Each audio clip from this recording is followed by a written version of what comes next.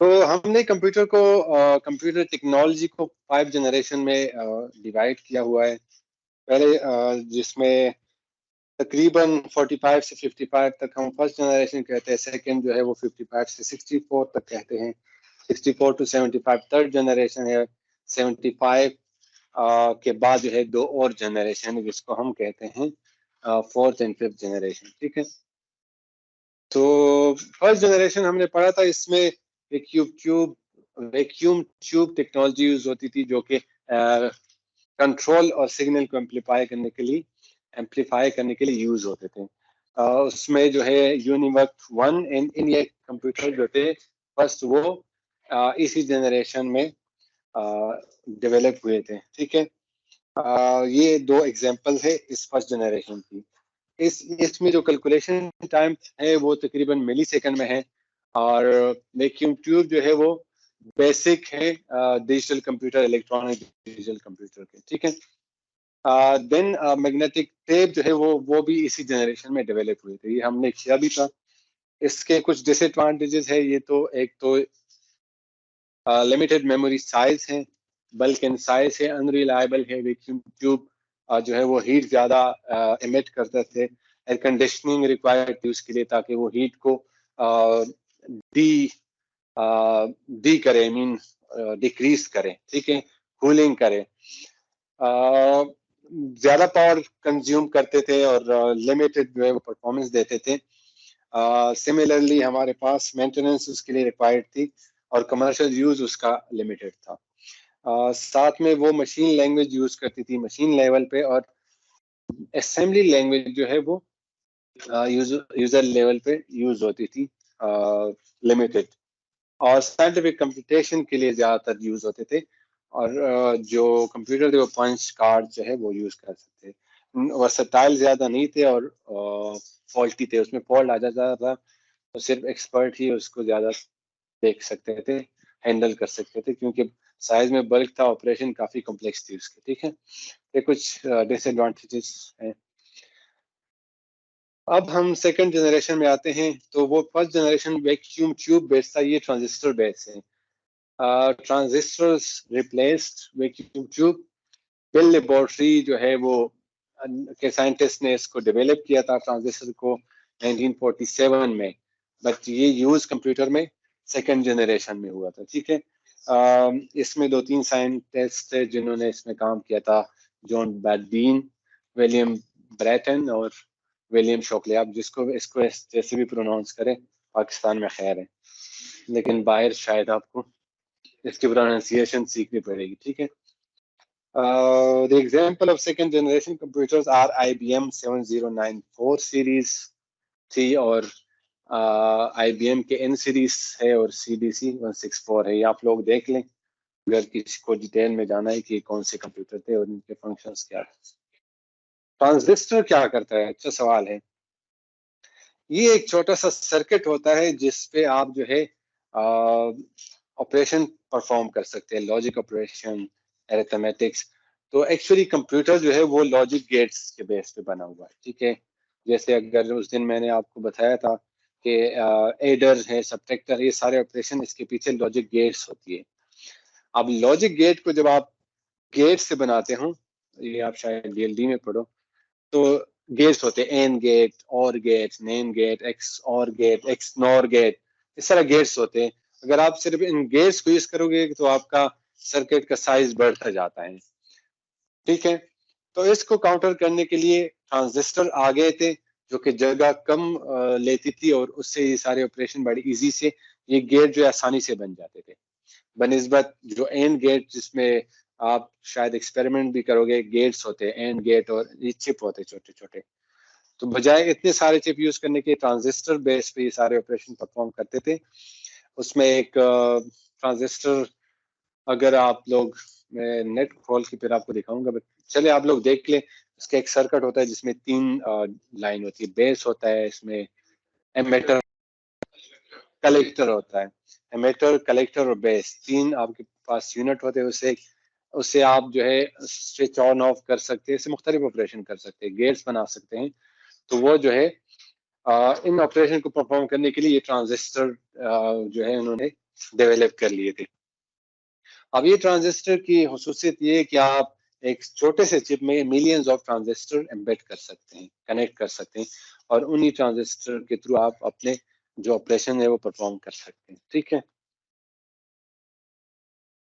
तो इसके भी कुछ एडवांटेजेस है। स्मॉल इन साइज थे क्योंकि ट्रांजिस्टर स्पेस कम लेता था आपके उसके वैक्यूम ट्यूब के बजाय उसका स्पेस जो है वो काफी कम था, तो उस वजह से कंप्यूटर का साइज भी डिक्रीज हो गया।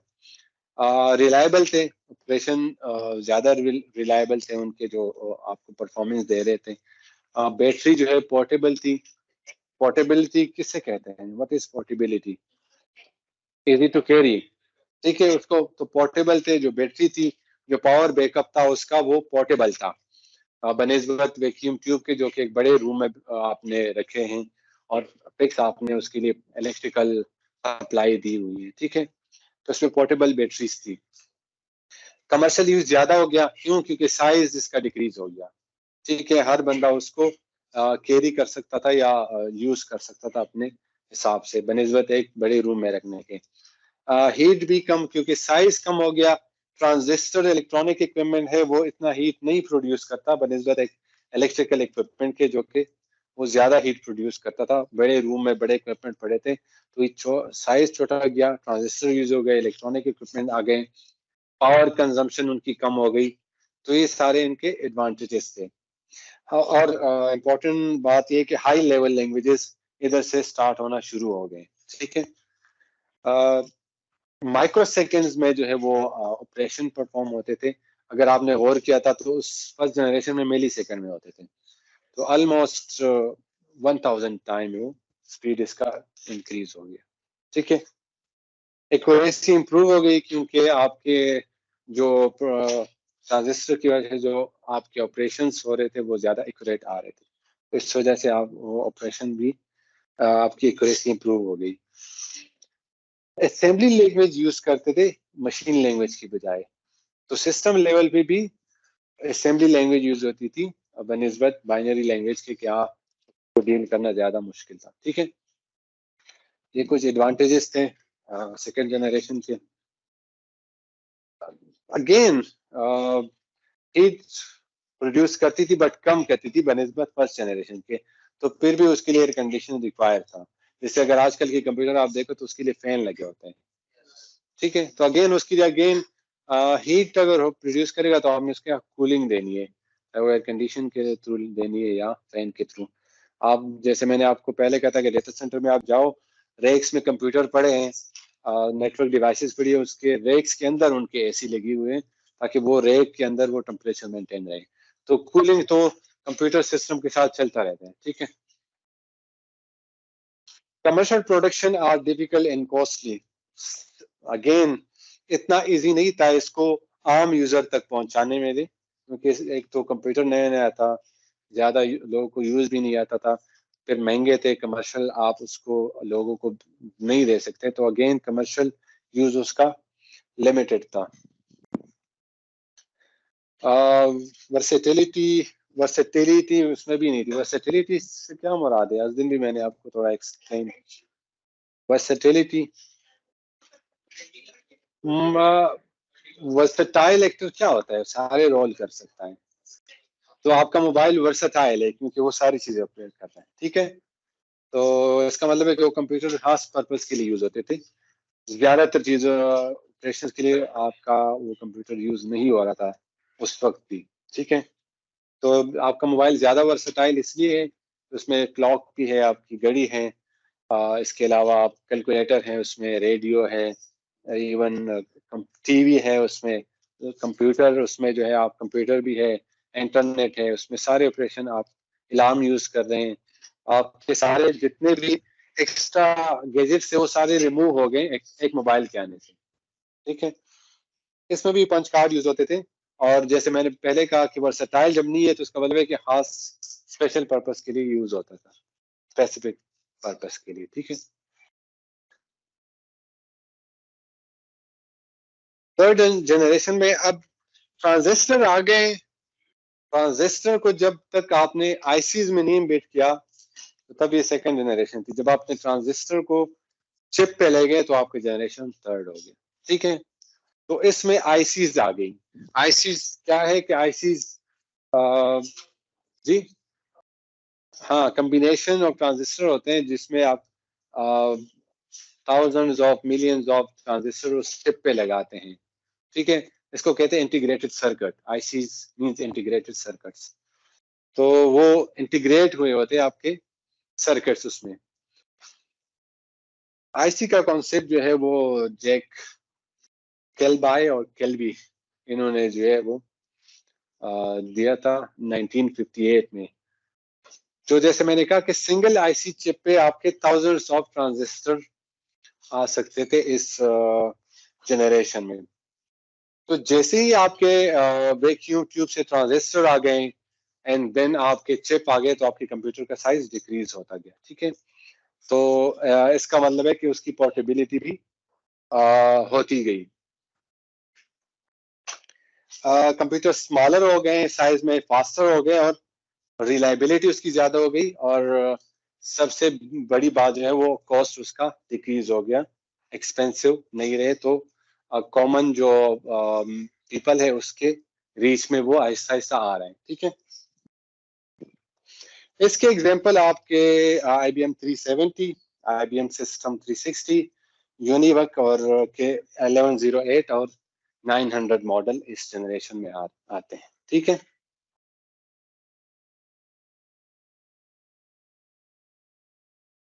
तो इसमें जो पंच कार्ड्स थे और प्रिंटआउट्स थे वो आपके कीबोर्ड और मॉनिटर और ऑपरेटिंग सिस्टम ने आना शुरू किया इस जनरेशन में। पहले पंच कार्ड्स थे, प्रिंट आउट से अब आपके कीबोर्ड्स आ रहे हैं, आपके ऑपरेटिंग सिस्टम आ रहे हैं, मॉनिटर आ रहे हैं, ये सारे इंटरफेस हैं। ठीक है, तो डेवलपमेंट हो रही है थर्ड जनरेशन में।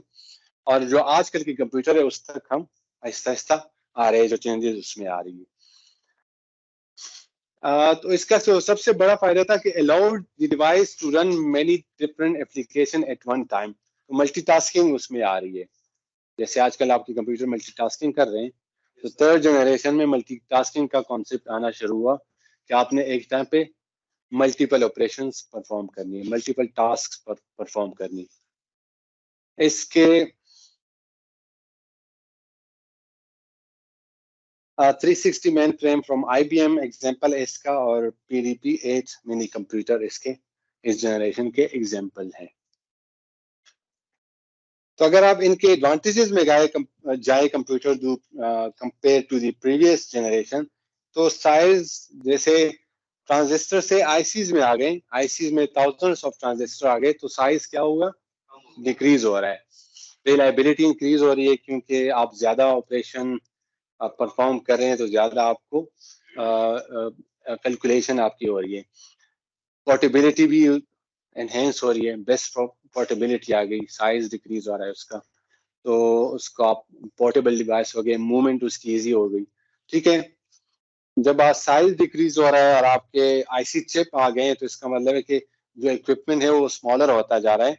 तो जैसे ही इलेक्ट्रॉनिक इक्विपमेंट स्मॉलर से स्मॉलर हो रहा है, उससे क्या है, हीट डिक्रीज हो रही है। ठीक है, आपकी लेस एनर्जी यूज हो रही है तो हीट उसकी वजह से आपका डिक्रीज हो रहा है। तो जो आप इससे पहले जनरेशन थे वो क्या था, वैक्यूम ट्यूब आपका मिली सेकेंड में था।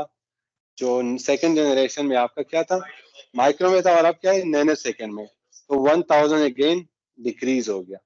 ठीक है, हाई लेवल लैंग्वेजेस यूज हो रही है इसमें, और फैन यूज करते थे। अगर आपने इससे पहले देखा तो क्या एयर कंडीशन यूज हो रहे थे, अब क्या फैन यूज हो रहे थे। तो इसका मतलब है कि जो हीटिंग लेवल है वो बहुत ज्यादा से वो एक्सपोनेंशियली डिक्रीज हो रहा है। ठीक है, मेंटेनेंस कॉस्ट अब लो हो रहे हैं। आपका maintenance cost was low due to lesser hardware failure than second generation. तो मेंटेनेंस की जो है वो इजी थी बनिस्बत पुराने जनरेशन के। जनरल पर्पस थी तो वर्सेटिलिटी आ गई। तो versatility is directly proportional to the general purpose of the computer. अगर जनरल पर्पस के लिए लोग यूज करेंगे तो क्या वर्सेटाइल इक्विपमेंट है ज्यादा। ठीक है, उस पर आप ज्यादातर ऑपरेशंस परफॉर्म करते हैं। हाई लेवल लैंग्वेजेस इसमें यूज हो रहे हैं। जो प्राइमरी स्टोरेज कैपेबिलिटी है वो कहाँ तक थी? वो थी आपकी 4 मेगाबिट्स। प्राइमरी लेवल मेमोरी कौन सी होती है? रैम। तो रैम का साइज क्या हो रहा है? 4 MB तक पहुंच गया। आजकल क्या है?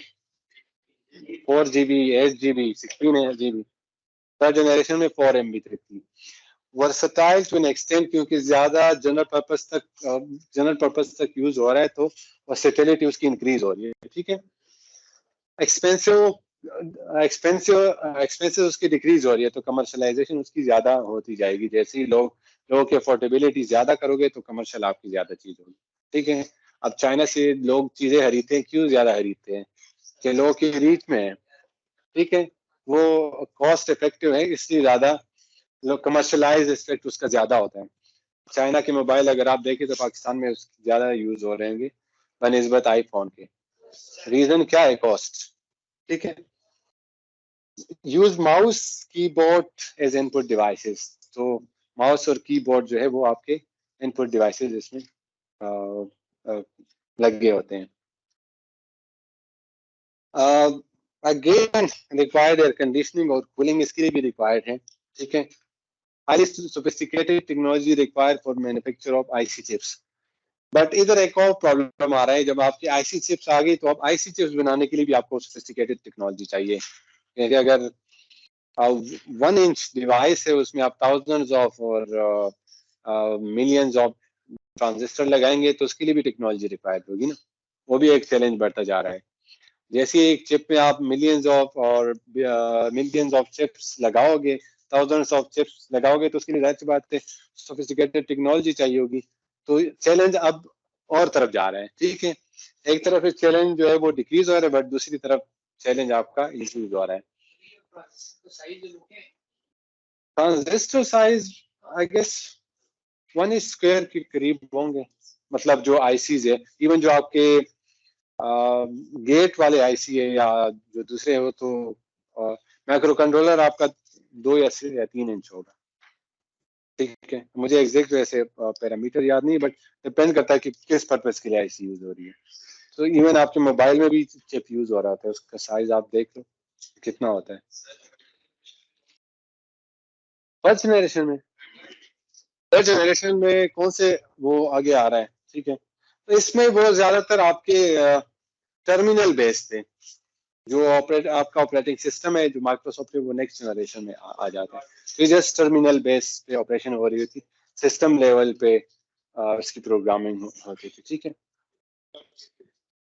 पंच कार्ड वो डेटा और इंस्ट्रक्शन इनपुट करने के लिए यूज होता है, क्योंकि उसमें हाँ इनपुट कोई स्पेस होगी जिसमें पंच कार्ड रखोगे तो उसको रीड करेगा कि मुझे ये बता रहा है कि आप ये काम करो।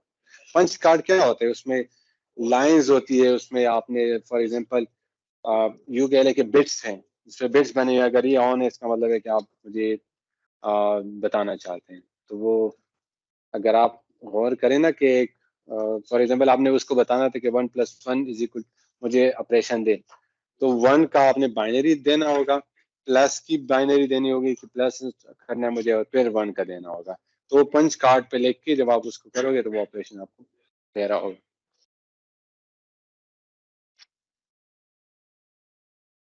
तो जैसे क्वेश्चन आया था कि कौन से ओएस यूज होते थे, तो जो फोर्थ जनरेशन है उसमें आपके एप्पल कंप्यूटर आ गए थे। तो एप्पल चूंकि अपना ओएस है तो वो अपने ओएस चला रहे थे। फोर्थ जनरेशन यूज, अब पहले क्या थे? वैक्यूम ट्यूब थे, फिर ट्रांजिस्टर आ गए, फिर चिप आ गए, अब क्या आ गए? माइक्रो प्रोसेसर आ गए।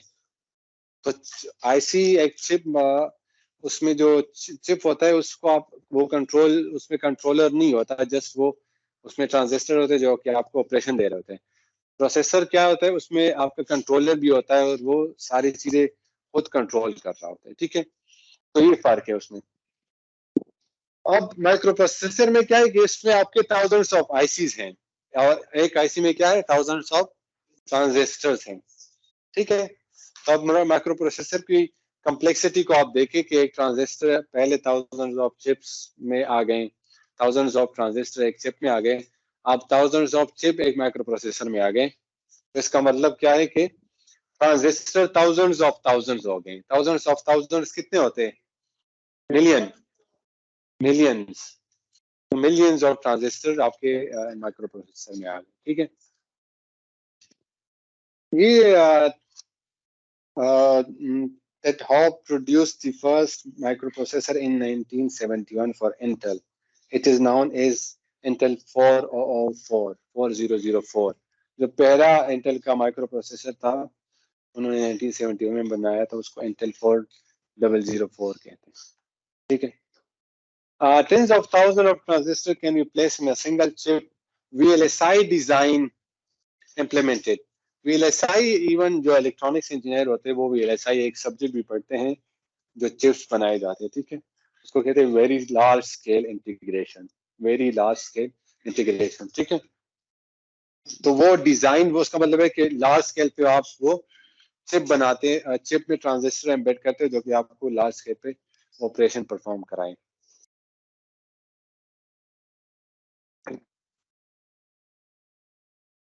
तो laser and ink jet printers हो गए, स्कैनर्स हो गए, ये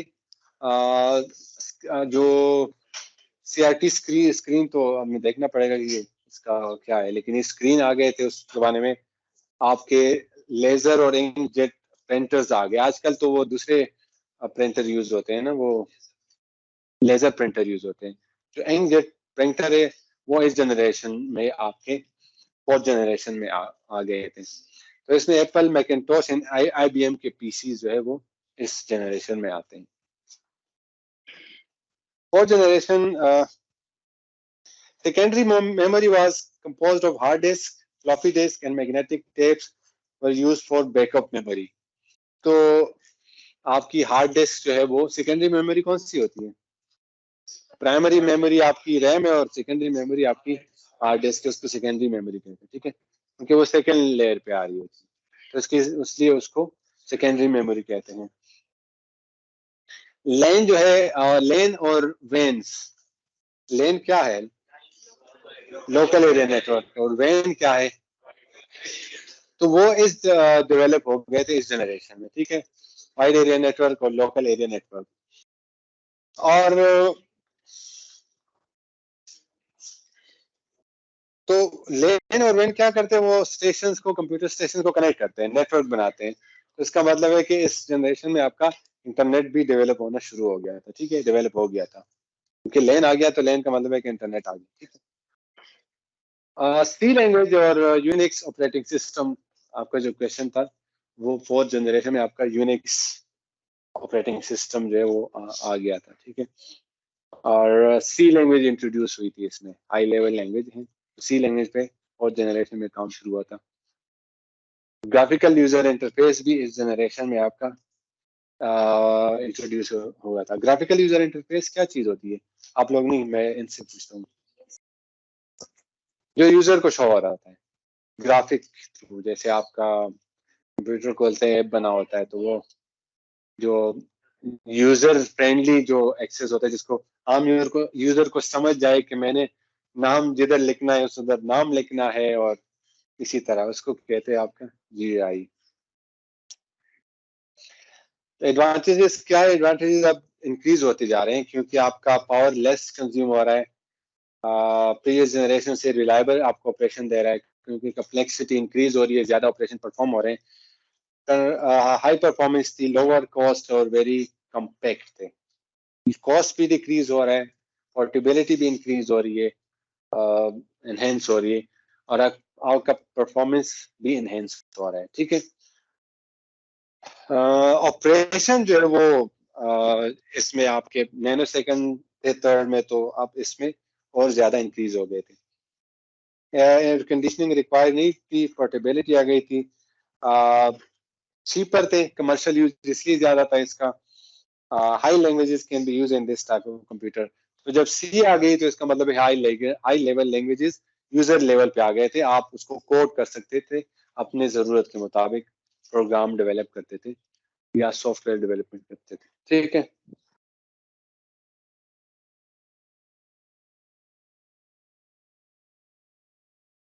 तो इसमें अगेन एक चैलेंज, अब जैसे मैंने पहले कहा, एक तरफ से तो हम राइट डायरेक्शन में जा रहे हैं, बट दूसरे साइड से कम्प्लेक्सिटी इंक्रीज हो रही है, तो वो भी एक चैलेंज बनता जा रहा है।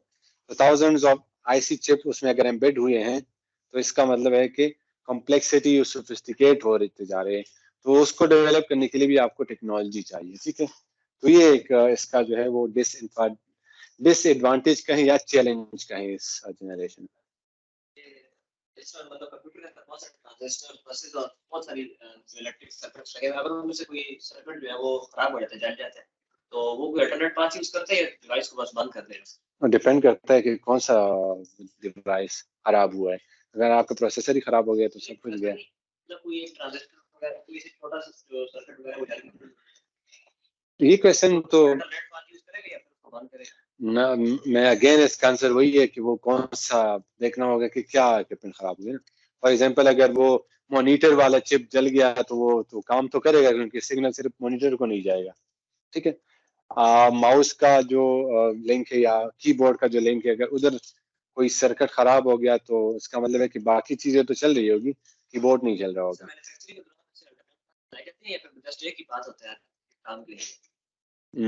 ये बड़ा अच्छा क्वेश्चन है, बट इसका मैं शायद आपको कंक्रीट आंसर ना दूं कि वो कैसे उनको मैन्युफैक्चर करते हैं। बट आई गेस अगर आप सर्किट डिजाइनिंग में जाएं, तो अगर आप अल्टरनेट पाथ की बात करें तो इसका मतलब है कि आप चीजें डबल करेंगे, ठीक है। तो डबल करेंगे इसका मतलब है कि कॉस्ट इंक्रीज होती जाएगी, ठीक है। या अगर आपने फिर 2-3 दफा करना है तो फिर इस तरह डबल कॉस्ट उसको समझ लेना। तो अगर कर भी रहे होंगे तो उसका जो है वो पैसे वसूल कर रहे होंगे। और अगेन जैसे मैंने कहा कि डिपेंड करता है कि आईसी का कौन सा साइड खराब हुआ है। अगर इनपुट और आउटपुट डिवाइसेस वाला पार्ट खराब हुआ है तो इसका मतलब है कि वहां तक काम करेगा जहां तक इनपुट आपका सर्किट कनेक्टेड है।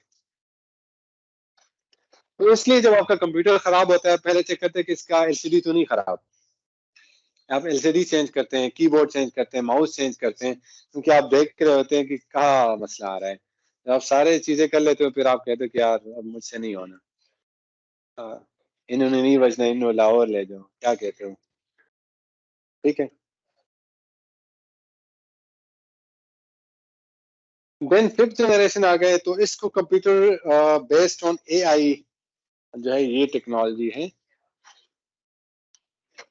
जो ऐसे कंप्यूटर जो कि नेचुरल लैंग्वेज पे रिस्पॉन्ड करे। नेचुरल लैंग्वेज से क्या मुराद है? तो इसका मतलब है जो मोबाइल है वो आजकल आपकी नेचुरल लैंग्वेज पे रिस्पॉन्स कर रहे हैं ना। है गूगल, हियर एम आई, मैं कहा हूँ, आपको बता देगा कि आप इधर हो, ठीक है। तो इसका मतलब है कि we are already in this generation. 5th generation हम कह रहे हैं कि इसने आना है, but we are already landed in this that generation, तो we are living in this generation. Robotics, हाँ, पहले तो ये कि रोबोट क्या कंप्यूटर है, आपको ये डिफिनेशन देखनी है। अगर वो कंप्यूटर है तो यस, अगर वो उसके साथ आप इंटरेक्ट कर रहे हैं, ठीक है। तो ज्यादातर रोबोट कंप्यूटर ही होते हैं कि आप वो प्रोसेसर लगाओगे हाथों को, या उसके मतलब डिफरेंट जो ऑपरेशन वो परफॉर्म करे उसको कंट्रोल करने के लिए आपको एक प्रोसेसर चाहिए, एक मेमोरी चाहिए, तो यस।